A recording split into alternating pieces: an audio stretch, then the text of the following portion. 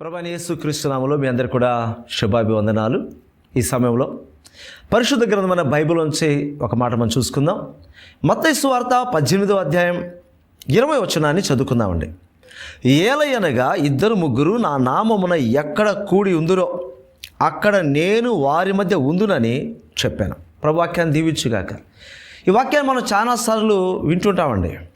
ఏ సందర్భంలో వింటూ ఉంటామంటే, ప్రార్థనకు కూడుకునే సమయంలో ఈ వాక్యాన్ని చాలామంది ఎత్తిపట్టి ప్రార్థన చేస్తుంటారు. మంచిదే, వాగ్దానాన్ని ఎత్తిపట్టి ప్రార్థన చేయడం చాలా మంచిది, కాదని చెప్పట్లేదు. మరి వచనం గురించి మనం ఆలోచిస్తే, యేసుక్రీస్తు వారు తన శిష్యులతో స్థానిక సంఘం గురించి మాట్లాడుతున్నాడు. ఆయన సంఘం అంటే ఎవరండి? ఒక వ్యక్తిని సంఘం అనం కదా. ఒక వ్యక్తిని కుటుంబం అని ఎలాగ మనం పిలవమో, ఒక వ్యక్తిని సంఘం అని కూడా మనం పిలవం. అయితే ఇక్కడ ఆ ఇద్దరు ముగ్గురు ఎవరంటే, రక్షింపబడిన వారి యొక్క సమూహము. ఇద్దరు కావచ్చు, ముగ్గురు కావచ్చు, ఇంకా ఎక్కువ మంది కూడా కావచ్చు. ఒకరు కాకుండా ఎంతమంది ఉన్నా దాన్ని మన సంఘం అంటాం. అయితే మంది ముఖ్యం కాదు, కానీ అక్కడ రక్షింపబడిన వారి యొక్క సమూహము అన్న విషయాన్ని మొదట గుర్తుపెట్టుకోవాలి. వాళ్ళు ఇద్దరు కావచ్చు, ముగ్గురు కావచ్చు. స్థానికంగా ప్రపంచం అంతటా ఒకే సమయంలో ఎంతమంది కూడుకొని ప్రార్థన చేసినా వారి మధ్యకి యేసయ్య వస్తాడు, ఖచ్చితంగా వస్తాడు. ఎందుకంటే ఆయన దేవుడు కాబట్టి. ఒకే సమయంలో ప్రపంచవ్యాప్తంగా ఎంతమంది సంఘాలుగా కూడుకొని ప్రార్థన చేసినా, స్తుతించినా, ఆరాధన చేసినా వారి మధ్య యేసయ్య ఉంటాడండి. నిశ్చయంగా యేసయ్య ఉంటాడు, ఎలాంటి సందేహం అయితే లేదు. యేసయ్య ఇచ్చిన మాట 100% ఖచ్చితమైన మాట. అందులో మనం ఎంత మాత్రం సందేహం ఉంచకూడదండి. అయితే గమనించాల్సిన విషయం ఏమిటి అంటే, యేసుక్రీస్తు వారు ఖచ్చితంగా వస్తారు. అయితే ఆ ఇద్దరు ముగ్గురు ఎవరై ఉండాలి అన్నది ఇప్పుడు మనం ఆలోచించాలి. ఇందాకే చెప్పాను, ఆ ఇద్దరు ముగ్గురు సంఘం గురించి మాట్లాడుతున్న మాట. సంఘం అంటే రక్షింపబడిన వారు. మరి ఈ దినాల్లో చాలా చోట్ల మనం గమనిస్తుంటాం, అసలు రక్షణ లేని వారు, మారు మనసు లేని వారు కూడా ఈ మాట ఉపయోగిస్తారు.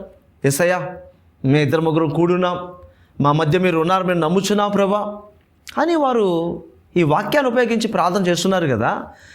మరి అలాంటప్పుడు యేసుక్రీస్తు వారు వారి మధ్య ఉంటారంటారా? ఒకసారి మనం పరిశీలించాలి. ఈ సమయంలో వాక్యాన్ని కంటత చేసి ఎన్నిసార్లు చెప్పాము అన్నది ముఖ్యం కాదు, కానీ ఆ వాక్యాన్ని ఎత్తిపట్టి మనం ప్రార్థన చేసేటప్పుడు, ఈ వాగ్దానం కావచ్చు, మరొక వాగ్దానం కావచ్చు, ఎత్తిపట్టి ప్రార్థన చేసేటప్పుడు మరొకసారి ఆలోచించాలి. నామకార్థ స్థితిలో జీవిస్తూ ఈ వాగ్దానం ఎత్తిపట్టి ప్రార్థన చేసేంత మాత్రాన యేసుప్రభు వారి మధ్యకి వస్తారా? ఆచారపరమైన క్రైస్తవ జీవితాన్ని జీవిస్తూ ఈ వాగ్దానం ఎత్తిపట్టి ప్రార్థన చేసే వారి మధ్యకి యేసుప్రభు వస్తారా? తమ పాపములు ఎంత మాత్రం విడిచిపెట్టకుండా త్రాగుబోతులు కావచ్చు అండి, వ్యభిచారంలో జీవిస్తూ, దొంగతనములు చేస్తూ, వాక్యానికి వ్యతిరేకమైన జీవితాన్ని జీవిస్తూ మరి ఈ వాగ్దానం ఎత్తిపట్టి ప్రార్థన చేస్తే వారి మధ్యకి యేసుప్రభు వస్తారా? జాగ్రత్తగా ఆలోచించాలి. మనం చాలా జాగ్రత్తగా ఆలోచించాలి. ఏమండి, ఇంకా యేసు ప్రభువు గురించి సరైన అవగాహన లేకుండా, ఏమండి, అలాంటి వాళ్ళు కూడా ప్రార్థన చేస్తూ ఈ మాట ఎత్తిపడుతుంటారు. సో ఇలా చెప్పుకుంటే ఎంతమంది అయినా కావచ్చు, వాక్యానికి వ్యతిరేకంగా జీవిస్తూ రక్షణ అనుభవం లేకుండా అలాంటి వారు ఈ వాగ్దానాన్ని ఎత్తిపట్టి ప్రార్థన చేసేంత మాత్రాన యేసు ప్రభు వారి మధ్యకు వస్తాడు అనుకోవడం చాలా భ్రమ. అయితే యేసుక్రీస్తు వారు చెప్పిన మాట మనం జ్ఞాపకం చేసుకోవాలి. పరిశుద్ధ గ్రంథంలో, క్రొత్త నిబంధనలో చాలా చోట్ల, సువార్తలో కావచ్చండి, మరి శిష్యులు రాసినటువంటి పత్రికలు కావచ్చండి, మనం జాగ్రత్తగా ఆలోచించినట్లయితే ఆ ఇద్దరు ముగ్గురు ఎవరై ఉండాలి తెలుసా? ప్రభువైన యేసుక్రీస్తు వారిని సొంత రక్షకుడిగా స్వీకరించిన వారై ఉండాలండి ఆ ఇద్దరు ముగ్గురు. ఇంకా ఎవరై ఉండాలంటే యేసుక్రీస్తు వారిని పోలి జీవించే అనుభవం కలిగిన వారై ఉండాలి ఆ ఇద్దరు ముగ్గురు. ఇంకా ఎవరై ఉండాలి? తను తాను ఉపేక్షించుకొని తన సిలువను ఎత్తుకుని నన్ను వెంబడించాలని యేసయ్య చెప్పారే, అలాంటి అనుభవం కలిగిన వారై ఉండాలి, ఉపేక్షించుకున్న అనుభవం. ఇంకా ఎవరై ఉండాలండి ఆ ఇద్దరు ముగ్గురు? ఎవరై ఉండాలో తెలుసా? యేసుక్రీస్తు కొరకు తమకు కలిగిన సమస్తాన్ని త్యాగం చేయడానికి సిద్ధమైనటువంటి మనసు కలిగిన వారై ఉండాలండి ఆ ఇద్దరు ముగ్గురు. ఇంకా ఇద్దరు ముగ్గురు ఏమైనా ఉండాలో తెలుసా? యేసయ్య కొరకు తమ ప్రాణాలు సైతము ఇవ్వగలిగినటువంటి అనుభవం కలిగిన వారై ఉండాలి ఆ ఇద్దరు ముగ్గురు. కనుక ప్రియమైన వాళ్ళారా, గమనించండి, వాగ్దానాలు బైబిల్లో చాలా ఉన్నాయి. చాలా వాగ్దానం పెట్టి మనం ప్రార్థన చేస్తుంటాం. రెఫరెన్స్తో సహా గుర్తుపెట్టుకొని మరీ ప్రార్థన చేస్తుంటాం. మంచిదే. అయితే మనం ఎత్తిపట్టి ప్రార్థన చేశాక వాగ్దానం గురించి ఒకసారి ఆలోచించాలి. ఆ వాగ్దానము మన వ్యక్తిగత జీవితంతో మనం పరిశీలన చేసుకోవాలి. అది మనకు వర్తిస్తుందా లేదా అని. వాక్యం తెలుసు కదా అనేసి ఎంత పెద్ద వాగ్దానం సరే తీసుకొని వచ్చి మనం ప్రార్థన చేసేంత మాత్రాన ఆ ప్రార్థన సఫలమైపోతుంది అని అనుకోవడం చాలా భ్రమ అండి. అలాంటి ప్రార్థనకు సమాధానం వస్తుందని కూడా మనం ఎదురు చూడడం సరైనటువంటి విధానం అయితే కాదు.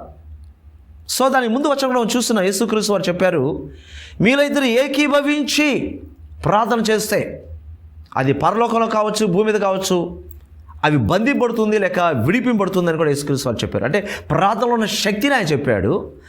అలా ఇద్దరు ముగ్గురు కూడి ప్రార్థన చేసే వారి మధ్య నేను ఉంటానని కూడా యేసయ్య చెప్పాడు. కాబట్టి యేసయ్య వైపు నుంచి మనం చూస్తే 100% ఆయన వాగ్దానం నెరవేర్చే దేవుడిగా ఉన్నాడు, మాట నెరవేర్చే దేవుడిగా ఉన్నాడు, కార్యములు చేసే దేవుడిగా ఉన్నాడు. అయితే ఇక్కడ గమనించాల్సిందంటే ఆ వాక్యాన్ని ఎత్తిపట్టి ప్రార్థన చేస్తే మనం ఎలా ఉన్నామో ఇది పరిశీలన చేసుకోకుండా ఇష్టానుసారంగా యేసయ్యా మీ ఇద్దరు ముగ్గురు ఉన్నామని చెప్పేసి ఈ మాట ఎత్తిపట్టి మనం ప్రార్థన చేసేంత మాత్రాన యేసుక్రీస్తు వారు అక్కడికి రారు. ఇద్దరు కావచ్చు, ముగ్గురు కావచ్చు, 300 మంది కావచ్చు, 3000 మంది కావచ్చు, ఎంతమంది అయినా కావచ్చు అండి. దేవునికి లోబడకుండా జీవించేవారు ఈ వాగ్దానం కావచ్చు, మరొక వాగ్దానం కావచ్చు, ఎత్తిపట్టి ప్రార్థన చేసేంత మాత్రాన ఎటువంటి ప్రయోజనం లేదు అన్నది స్పష్టంగా ఈరోజు మనం తెలుసుకోవాలి. ఈరోజు ఈ వాక్యాన్ని వింటున్నాం, ఇంకా నువ్వు అమాయకంగా ఇలాంటి ప్రార్థన చేస్తున్నావేమో. మీరు అనుకోవచ్చు, గతంలో ఏం ప్రార్థన చేసామని మా బ్రతుకులు మారలేదు, మాకు రక్షణ లేదు, అయినా కూడా మేము కలిసి ప్రార్థన చేసినప్పుడు కొన్ని కార్యాలు జరిగాయి కదండి అనొచ్చు. ఏదో కొన్నిసార్లు కృపతో కొన్ని కార్యాలు జరిగిపోతాయండి. అంత మాత్రాన నిన్ను యేసుప్రభువు వారు అంగీకరించారు అని నువ్వు ఎంత మాత్రం కూడా అనుకోవడానికి వీలు లేదు అనే విషయాన్ని ఈరోజు మనం తెలుసుకుంటున్నాం.